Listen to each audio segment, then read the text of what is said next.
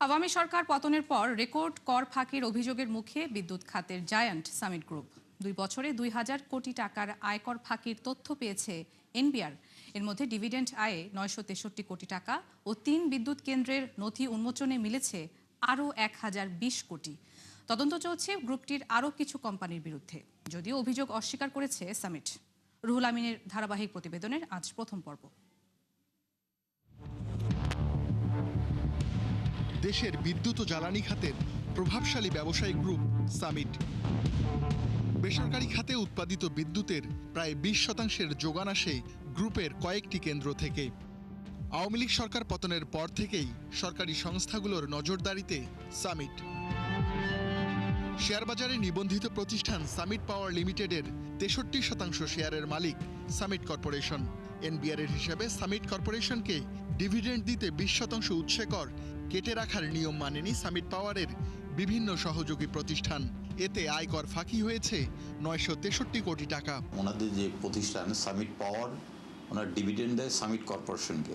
কিন্তু আমাদের আইনে আছে, কোম্পানিকে যখন কোনো কোম্পানি ট্যাক্স ডিভিডেন্ড দিবে তখন ওই ডিভিডেন্ড থেকে 20% ট্যাক্স কর্তন করতে হবে।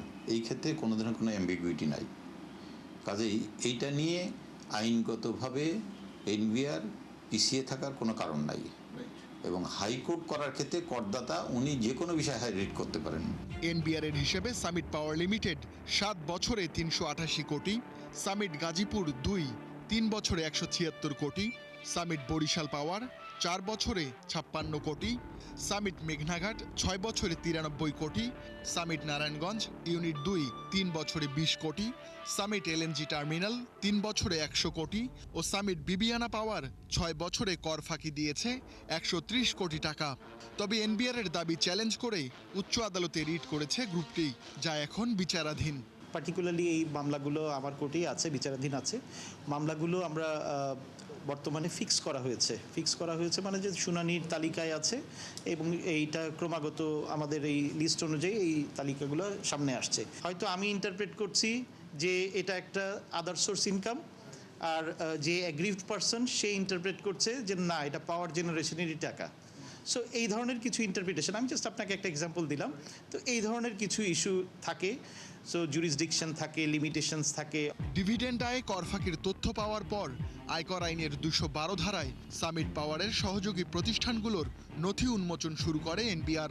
এরই মধ্যে 3টির বিরুদ্ধে মিলেছে 1020 কোটি টাকা ফাঁকির তথ্য। নথি বলছে আয় গোপন সহ নানা কারণে সামিট মেঘনাঘাট পাওয়ার লিমিটেডের 4 বছরে 760 কোটি, সামিট বিবিয়ানা পাওয়ার লিমিটেডের 5 বছরে 252 কোটি ও সামিট বরিশাল পাওয়ার লিমিটেডের 9 বছরে 7.5 কোটি টাকা কর ফাঁকি হয়েছে। এসব অভিযোগও চ্যালেঞ্জ করে উচ্চ আদালতে যায় সামিট। কর ফাঁকির অভিযোগের বিষয়ে জানতে সামিটের সঙ্গে যোগাযোগ করে 71 বিজনেস। লিখিত বার্তায় গ্রুপটি আইন লঙ্ঘনের অভিযোগ অস্বীকার করে, দাবি করে বিধি মোতাবেক সব কর পরিশোধের। রুহুল আমিন, 71, ঢাকা।